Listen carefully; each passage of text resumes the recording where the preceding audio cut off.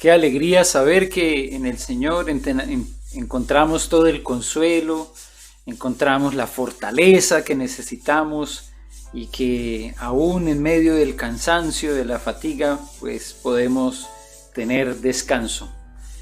Gracias al Señor por eso. Hoy entonces el hilo conductor de las canciones nos llevaba a reconocer que son muchas las razones para alabar, para glorificar el nombre del Señor.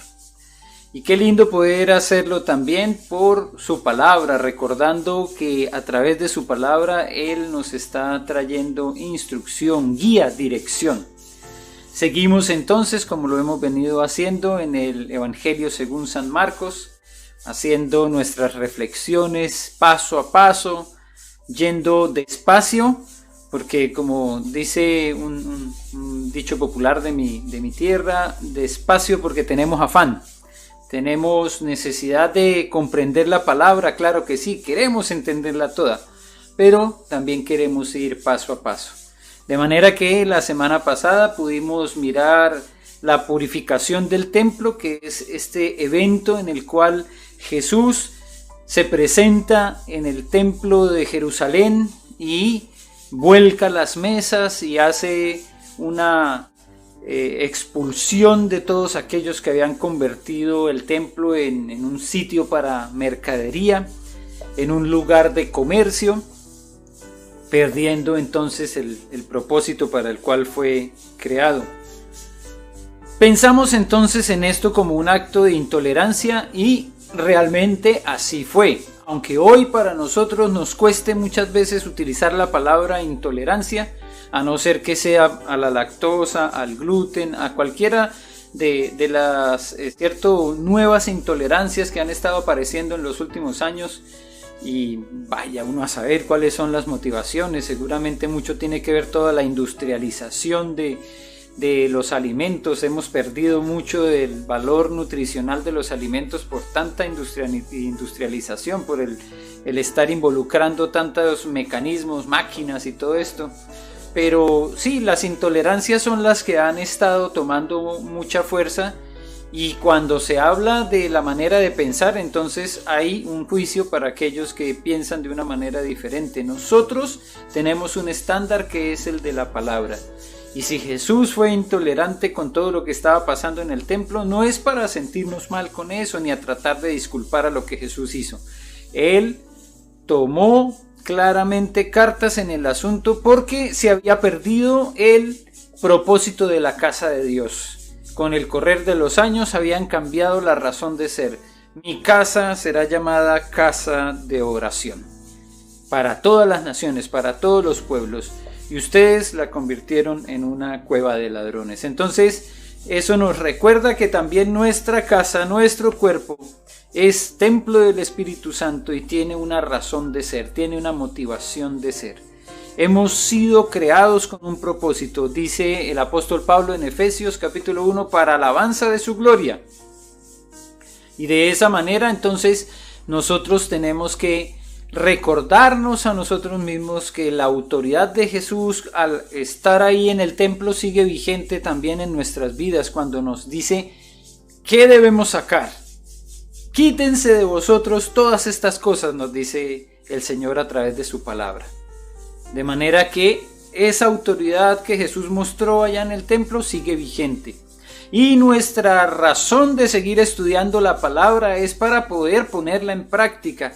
Hay textos que hemos leído 1, 2, 3, 4, 5 veces y todavía no le encontramos la dimensión completa de lo que tiene ese mensaje para nuestras vidas.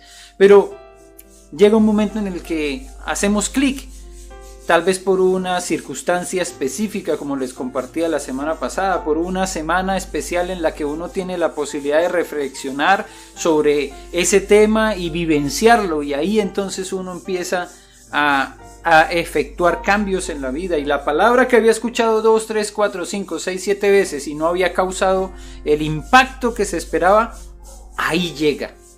Entonces por eso no podemos dejar de leer la palabra. Esta semana nos recordaba el pastor Edgar en uno de los devocionales que escuchamos en la noche, que él todos los años lee la Biblia. ¿Para qué leerla todos los años si ya la ha leído antes y ya sabe qué dice? es porque cada día que leemos la palabra encontramos un nuevo sentido. Puede ser que un versículo lo hemos leído hasta todos los días de la vida, pero en algún momento especial va a cobrar un sentido superior. Por eso tan importante reflexionar constantemente, que sea un trabajo no solo de hoy domingo, sino de la semana, que en la semana sigamos recordando qué fue lo que se compartió en la palabra dominical. Para eso es muy importante tomar nota. Ustedes deben tener siempre a la mano no solo la Biblia, sino un cuadernillo, una libreta, en donde puedan tomar notas de lo que se está expresando en la palabra, de manera que en la semana uno pueda retomarlo. ¿Qué fue lo que se predicó el domingo? Es una pregunta que se le hace a las personas el domingo en la tarde, y según estadística más del 50% no recuerdan de qué se predicó el domingo en la mañana. Atención, no estoy diciendo el siguiente domingo, no, el mismo domingo en la tarde se ha hecho el trabajo de llamar a las personas y decirles, oye, ¿qué te predicó? ¿Qué fue lo que predicó esta mañana el pastor? Y empieza, y no es raro que suceda. Pero cuando nosotros tomamos nota, eso nos ayuda a poder interiorizar un poco más, porque nuestro cuerpo fue hecho, ¿cierto?, en una armonía en la cual los ojos, los oídos, la boca, los sentidos, el tacto, están trabajando unidos para ayudarnos a memorizar, a guardar, a retener. Entonces, si tú cuando estás en el tiempo de la prédica sigues ocupado haciendo muchas cosas, moviéndote, estás quedándote solo con lo que entra por tus oídos. Si te concentras y te quedas mirando la pantalla, entonces te quedarás con lo que escucharon tus oídos y vieron tus ojos. Si en algún momento hay un texto bíblico y tú lo repites con tu boca porque tienes la Biblia a la mano y lo lees también, entonces tendrás lo que escuchaste, lo que viste y lo que dijiste. Pero si tomas nota de lo que se ha dicho en la prédica, entonces te quedarás con lo que escuchaste, con lo que viste, con lo que dijiste y con lo que escribiste. Y así más cantidad de información estará quedando en tu vida, estarás reteniendo. Hoy les quiero compartir entonces el ejercicio de uno de nuestros miembros de la iglesia. Hugo, a través del talento que el Señor le ha dado, que es la música, se quedó reflexionando en lo que era la prédica del domingo pasado y lo llevó a la letra y lo convirtió después con música en canción. Así que les invito a escuchar y a prestar atención a esta canción.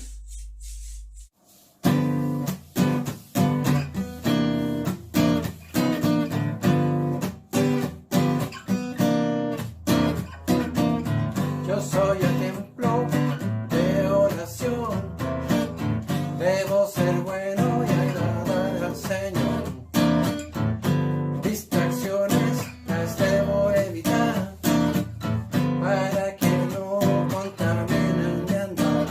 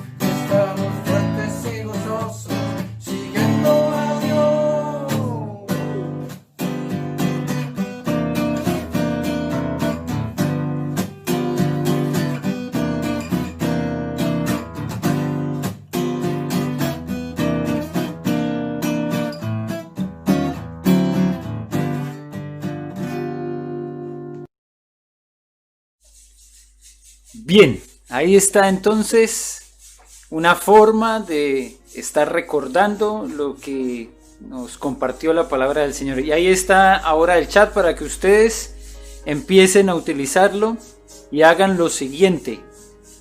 Sugieran para esta canción un título. Saben que normalmente tenemos títulos para las canciones, así que con esto le podemos ayudar un poco a Hugo si todavía no se ha decidido cuál sería el título de esta canción. Pues a mí me gustaría saber, ya que ustedes la escucharon, qué sugerencia tienen para Hugo de título para esta canción. Y mientras tanto que vamos avanzando en la prédica, pues ustedes rápidamente pueden utilizar el chat para escribir ahí una sugerencia de título. Y más adelante nuevamente volveremos al chat para que sigamos en esta interacción. De manera que cada uno encontrará los recursos apropiados de lo que es la didáctica, la mnemotecnia, las formas de recordar el mensaje. Hay un devocional que se transmite en las mañanas y que muchas veces nos pide: escribe en un papelito y coloca en algún lugar bien llamativo un mensaje o un versículo, un texto. Eso es para que podamos recordarlo. Por eso desde el Deuteronomio el Señor nos recordaba en el capítulo 6 que debíamos escribir su palabra en los marcos de las puertas, en las paredes, para que al verlos pudiéramos recordar. Esa es la razón por la cual entonces está escrita la palabra, y también por eso se ha convertido en canciones.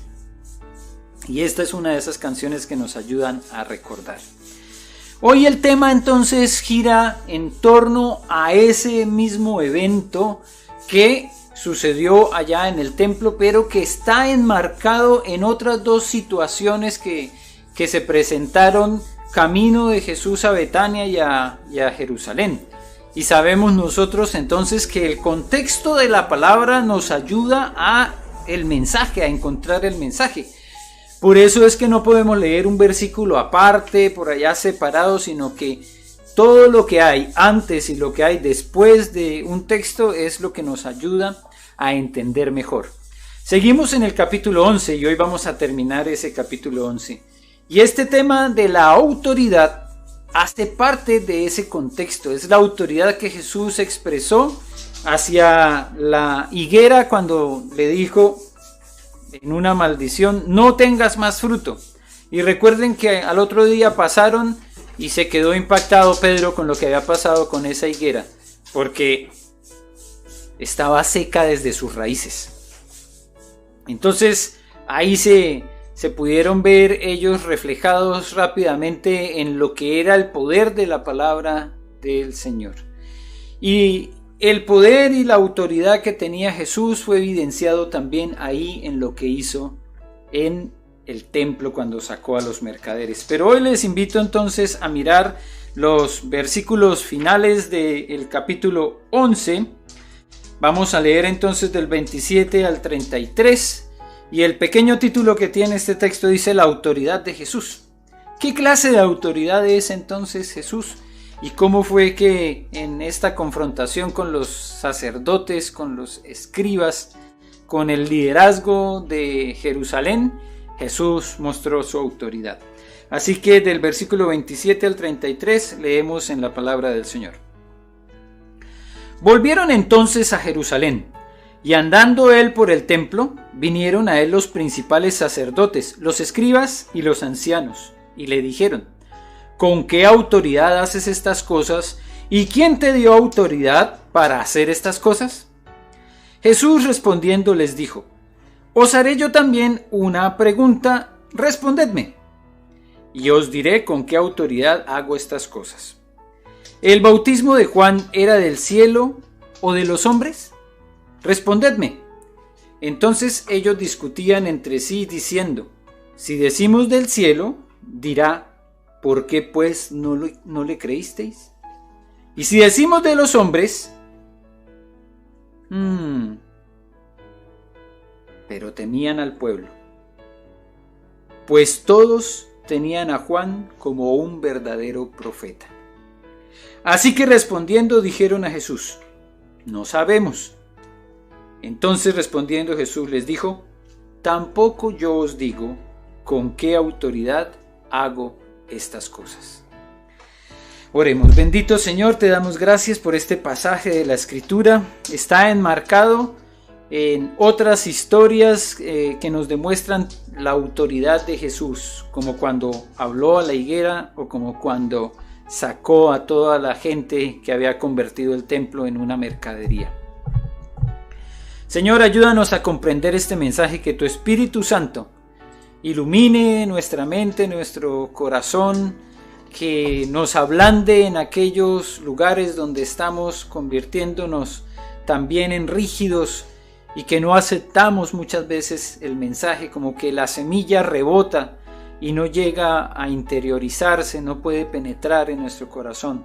Pero sabemos que tu palabra es viva y eficaz y más cortante que toda espada de doble filo, que penetre, que llegue hasta lo más profundo de nuestro corazón y nos ayude a entender de qué forma estamos actuando equivocadamente, erradamente, y cómo es que a veces hemos dejado de poner en práctica lo que tú nos has dicho, lo que tú nos has enseñado.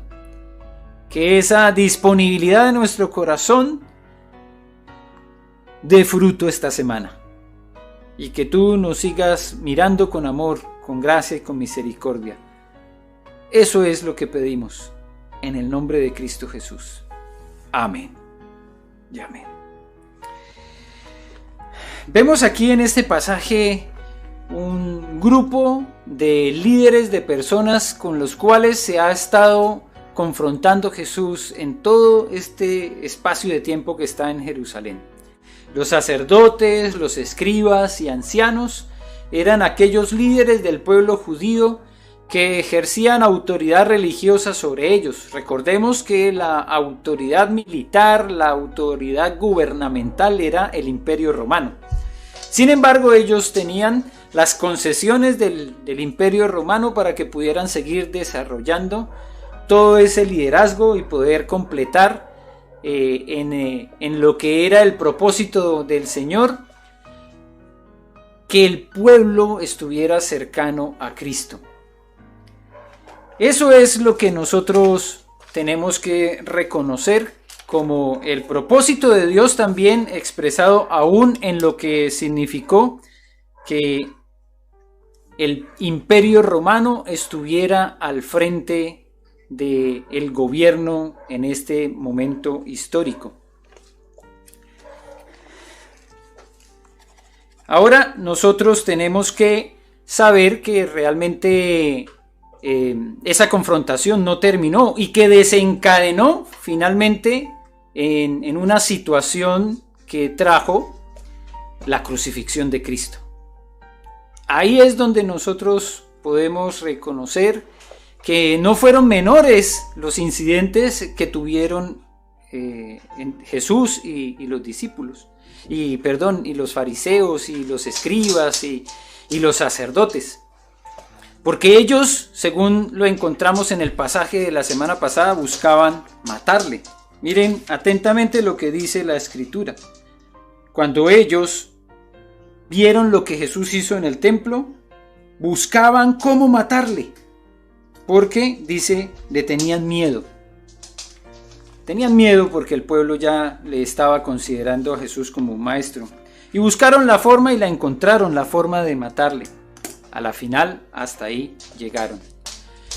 Pero esto que había sucedido como incidente reciente, ¿cierto? Esta confrontación en el templo también nos da el contexto de lo que sucedió, ¿cierto? De todo lo que a posteriori sucedió en esa confrontación. Estos en ese mismo instante se quedaron como en pausa. No pudieron hacer nada con respecto a lo que hizo Jesús al sacar a todos los escribas y los fariseos, a todos los vendedores, a todos los mercaderes. ¿Por qué? Porque Jesús citó las Escrituras. Y esas Escrituras eran de conocimiento de ellos. Así que no tenían cómo responderle a Jesús. Cuando Jesús citó los textos de Isaías y de Jeremías, entonces ellos se quedaron mudos, se quedaron sin poder de reacción. Y eso me recuerda, aunque seguramente le voy a traer dolor a algunas personas, lo que sucedió esta semana con el juego de la Champions entre el Barcelona y el Bayern Múnich. Una goleada de 8-2. No pudieron reaccionar, no había forma de, como se dice, remontar ese marcador tan abultado, 8 goles. El rostro de la impotencia de algunos jugadores era tal vez como la forma en la que yo puedo entender los escribas, los sacerdotes, los ancianos se quedaron con respecto a Jesús. ¿Y ahora qué le decimos? No le podemos decir nada porque citó textos de la Escritura que son realmente conocidos para ellos y que hacen mella en sus corazones. Porque cuando Jesús dijo, no está escrito, mi casa será llamada casa de oración para todas las naciones, mas vosotros la habéis hecho cueva de ladrones, les citó no solo uno, sino 2 textos de la Escritura. Y por eso nosotros vemos que ahí no había nada que pudieran decirle. Aunque a veces, pues hasta se le pueden sacar, ¿cierto?, como excusas a la palabra. Sin embargo, ellos ahí no entraron a ejercer ninguna discusión con Jesús. Jesús citó la Biblia, citó las escrituras del Antiguo Testamento de 2 profetas muy reconocidos y ellos ya no pudieron decir nada. Enmudecieron. Pero al día siguiente, que es como nos dice el texto, ¿cierto?, vuelve a Jerusalén. Entonces ahí Jesús paseándose por el templo nuevamente, yo puedo imaginarme que ya no habían mercaderes, ya no habían vendedores, si no, seguramente Jesús les habría aplicado nuevamente el mismo correctivo. Dice el texto que volvieron a Jerusalén y andando él por el templo, como revisando, bueno, ahora ya no están los mismos vendedores del día anterior, quiere decir que entendieron la situación, entendieron el texto bíblico. No pueden convertir el templo en un sitio para mercancías. Entonces ahora los sacerdotes, los escribas, los ancianos vienen y le preguntan, ¿y tú qué? ¿Con qué autoridad haces estas cosas? Ya queda claro que no pueden luchar contra la autoridad de la palabra, porque la palabra estaba escrita, porque la palabra había sido enseñada. Ellos mismos se habían encargado de instruir en esa palabra. Ahora entonces encontraron la forma de llegar con una pregunta que a Jesús seguramente le iba a significar una reflexión. ¿Y tú por qué estás haciendo esto? ¿Quién te dio derecho? ¿Quién te dio autoridad de entrar al templo, hacer un rejo y sacar a la gente corriendo, volcar las mesas, volcar las sillas y venir ahora a cambiar lo que nosotros ya teníamos como normal, como costumbre? Eso es lo que nosotros reconocemos como preguntas capciosas, ¿no?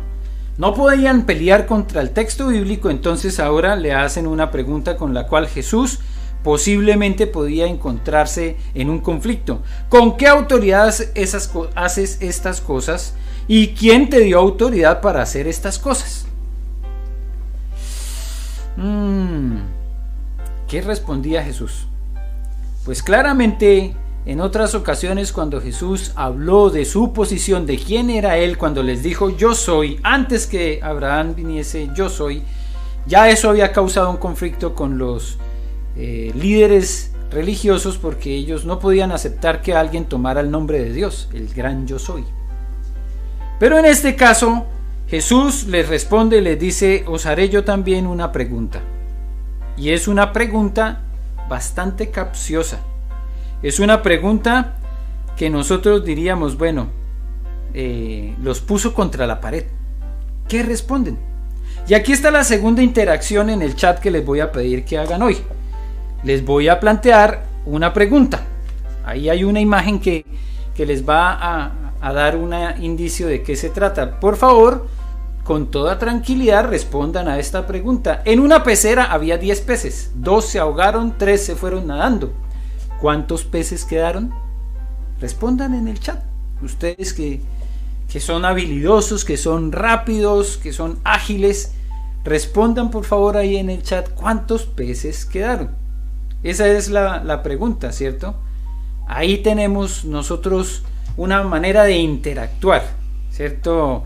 Y no se preocupen, que no es que haya una pregunta ahí como para definir nivel de conocimiento ni nivel de cociente intelectual. No, sencillamente es una forma de entrar aquí nosotros en interacción para ver quién me ayuda a responder. Damaris dice 10, Luz dice 10, Verónica dice 8 peces. A ver, ¿quién más se atreve a dar una idea? Luis Vera 10 peces. Algunos seguramente ya lo vieron por ahí también, como esos desafíos que aparecen por ahí en el Facebook o que aparecen en redes sociales. Puede ser que no sea tan nuevo. Carlos Bonet 10. Entonces uno empieza a pensar ahí, bueno, la pregunta que Jesús les hizo a estos señores, ¿tenía una única respuesta? Pues parece que no, porque cuando ellos mismos reflexionaron sobre lo que estaba pasando, ¿cierto? Ellos mismos se dieron cuenta que al dar una posible respuesta se podrían meter en un gran problema. Samuel dice 10, Fanny dice todos se quedaron, Gregory 10 peces, Pablo 10, Nevenka 10, Luis 7. Ahí es donde uno empieza a decir, ¿quién da más? Bueno, cuando uno se pone a pensar en lo que significa esta pregunta y en las posibilidades que hay, ¿cierto? Pues como están en una pecera, pues todos se quedaron ahí. Unos puede ser que se hayan muerto, otros solamente se fueron por un lado nadando, pero no salieron de la pecera. Entonces quedaron los mismos 10. Difícil que se ahogue un pez dentro de una pecera, pero ha pasado que algunos se mueren dentro de la pecera. Entonces es una de esas preguntas que lo hacen a uno pensar y dice, uy, ¿será que la pregunta es tan sencilla? No, hay que analizarla. Y estos hombres analizaron la pregunta. Analizaron lo que Jesús les dijo y lo que hizo Jesús, que no es algo normal. Es una forma de contestar a una pregunta con otra pregunta que se ha reconocido como la pregunta recórica, no retórica, recórica. No es una forma normal de responder. Algunos dicen que es bastante grosero responder a una pregunta con otra pregunta. Algunos consideran esto como una falta de seriedad, que cuando se les hace una pregunta no la respondan.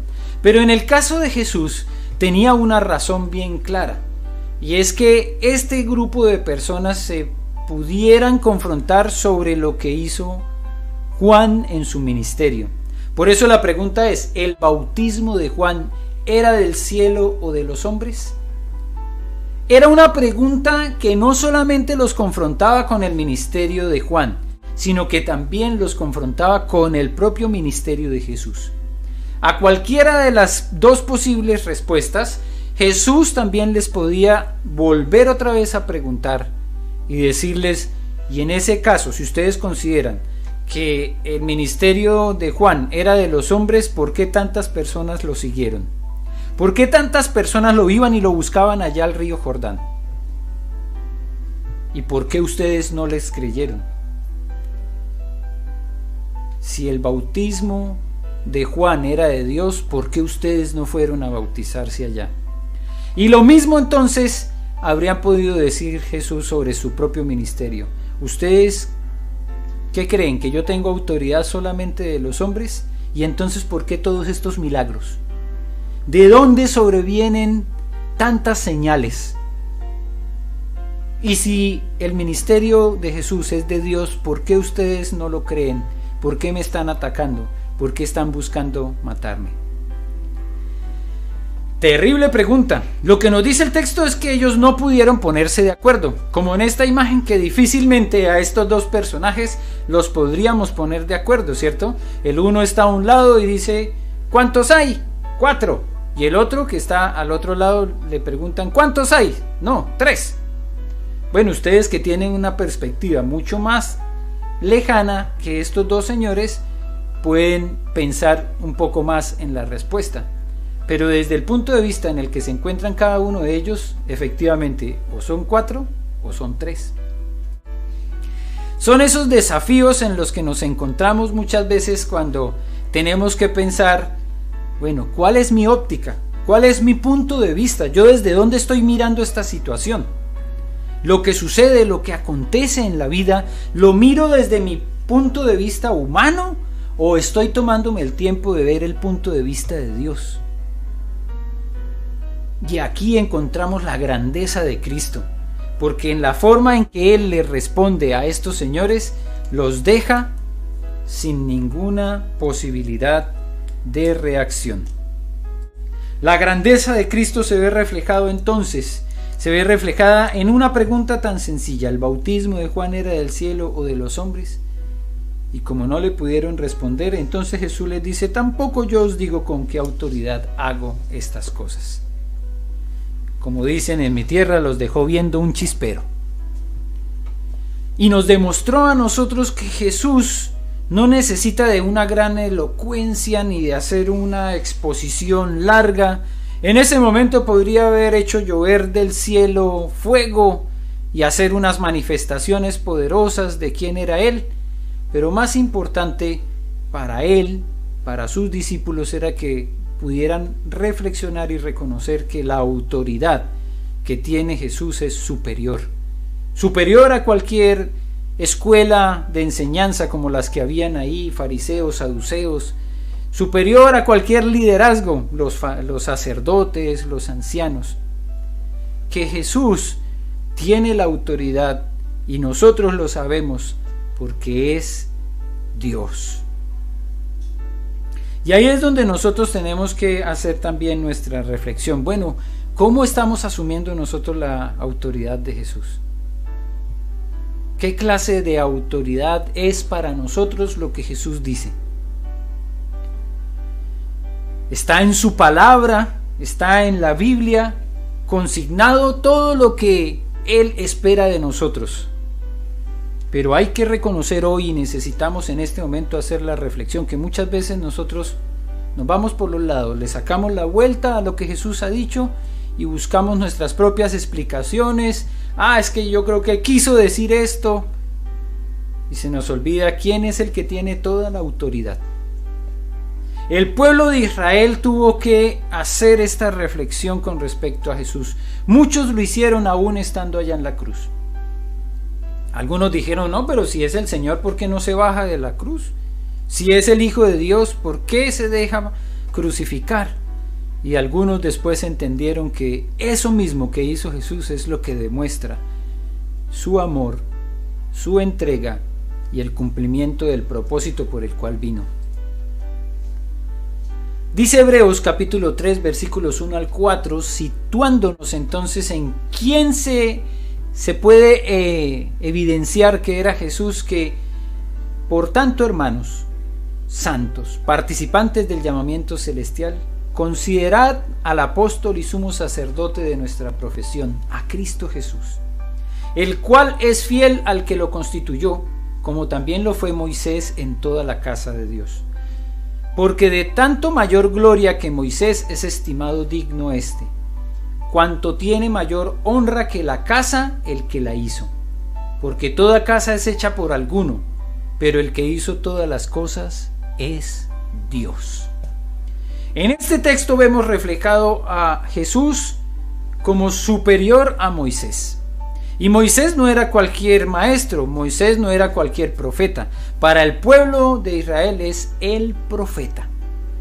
Y por eso tan importante el libro del que estamos leyendo esto, Hebreos, este libro escrito a pueblo hebreo, a judíos, a aquellos que estaban guardando todas las promesas entregadas al pueblo de Israel desde el Antiguo Testamento.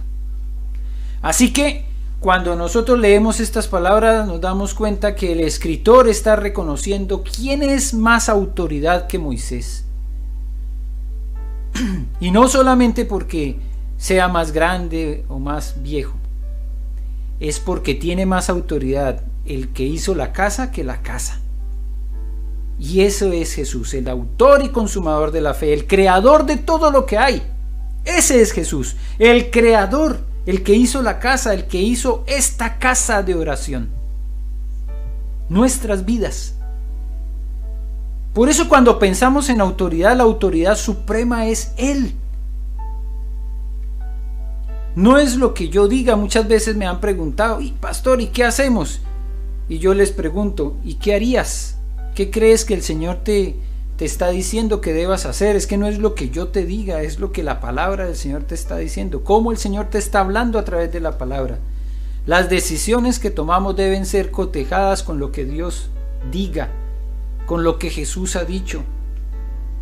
Y su autoridad no puede ser puesta en duda en ningún momento. La autoridad de Jesús es superior a Moisés. Superior es el que hizo la casa que la casa. Así que es triste cuando nosotros a veces pensando en autoridad decimos, no, es que ya los líderes de la iglesia lo decidieron así. No, no es que no son los líderes, es si es la palabra la que lo dice. Ah, es que siempre se ha hecho así, entonces tradicionalmente lo hemos hecho así. No es la tradición la que decide las cosas. Lo que decide qué hacemos y qué no hacemos es la palabra de Dios, es lo que Jesús nos ha enseñado. Ah, es que esto ya no es un tema de ahora, eso era antiguo, hoy es otra cosa, hoy es modernismo. No, es que no es porque hayan pasado los años y hoy estamos en el siglo XXI o en el 2020 que vamos a cambiar lo que la palabra de Dios dice, porque la autoridad ha seguido y seguirá siendo autoridad siempre. No vamos a cambiar lo que dice la palabra solamente porque ya pasó mucho tiempo, porque ya han pasado muchos años, porque hoy tenemos que modernizarnos.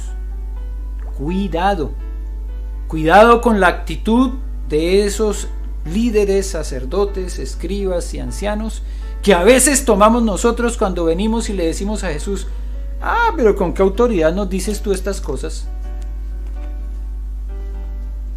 ¿Con qué autoridad me vas a hablar de eso? No, eso ya no es actual. Cuidado. Amados hermanos, la autoridad de Jesús sigue intacta, sigue vigente, sigue siendo la misma. Él no ha cambiado. A los sacerdotes, a los escribas y a los ancianos los dejó así. Tampoco yo les digo con qué autoridad, pero ellos tuvieron que irse bien pensativos. ¿Será de Dios? ¿Será de los hombres? Ellos tomaron su decisión. Ellos decidieron ver a Jesús como un maestro más, como un líder más, y por eso buscaron la forma de matarle, de anularle. Y ese pensamiento ronda todo el tiempo nuestra mente y a veces llega hasta nuestro corazón. El mismo pensamiento de quitar la autoridad de Jesús y decir, no, si lo que Jesús dijo fue una sugerencia nomás. Eso es optativo. Si queremos o si no queremos, obedecemos. No es así. Como alguien muy bien lo dijo anoche en nuestra reunión de varones, Jesús dijo, ustedes serán mis amigos si hacen lo que yo les mando. Sí, Él se mostró como amigo y nosotros lo cantamos, oh, qué amigo nos es Cristo. Muy lindo cuando lo cantamos así. Y a veces decimos, yo tengo un abogado que me defiende. Sí, muy lindo, Él no está ocupado nunca. Pero no nos confundamos. Si decimos, Señor, Señor, y no hacemos lo que Él nos manda, entonces ¿para qué le decimos Señor? Si no asumimos la autoridad de Jesús, entonces no lo llamemos Señor. Porque Él sí es autoridad. Y a los discípulos les quedó muy claro. Y en especial cuando cumplió con todo lo que les dijo. Quédense aquí en Jerusalén, que después de mi muerte nos volveremos a ver. Y al tercer día resucitó. Para eso murió Cristo y resucitó, dice la palabra, para ser Señor. Y nosotros debemos someternos a su autoridad. Porque en todos los temas de la vida, Él será la mejor guía. Seguir su consejo será lo mejor. Nos dará los mejores resultados. y proporcionará para nuestras vidas propósito, razón de ser, sentido. Así que oremos y que el Señor nos ayude a tener esa actitud correcta con respecto a lo que Jesús dijo, que es obediencia, someternos a su autoridad y disposición para obedecerla siempre. Señor, te damos gracias porque aquí hay un mensaje poderoso, pero necesitamos ponerlo en práctica es en el día a día, en esta semana, recordando tu palabra, recordando tu guía, tu dirección, tus instrucciones, todo aquello que ya nos has expresado y nos has enseñado que debemos hacer. Solos no podemos, pero dejaste tu Espíritu Santo para no solamente darnos el querer, sino también el hacer. Y es por tu buena voluntad. Ayúdanos, Señor, para ser sumisos y obedientes a tu palabra, a tu voluntad, a tu autoridad, porque eso es lo que se espera de nosotros. Estamos agradecidos de saber que eres un amigo fiel, un amigo incondicional, pero nunca podremos olvidar que sigues siendo Señor, que eres el Creador y que nosotros debemos someternos a ti. Que esta semana podamos poner en práctica este mensaje y seguir recordando que no son opciones, sino que son instrucciones para nuestra vida, para ponerlas en práctica. Y con eso estaremos seguros. Por eso te alabo, te bendigo y te exalto en Cristo Jesús. Amén y amén.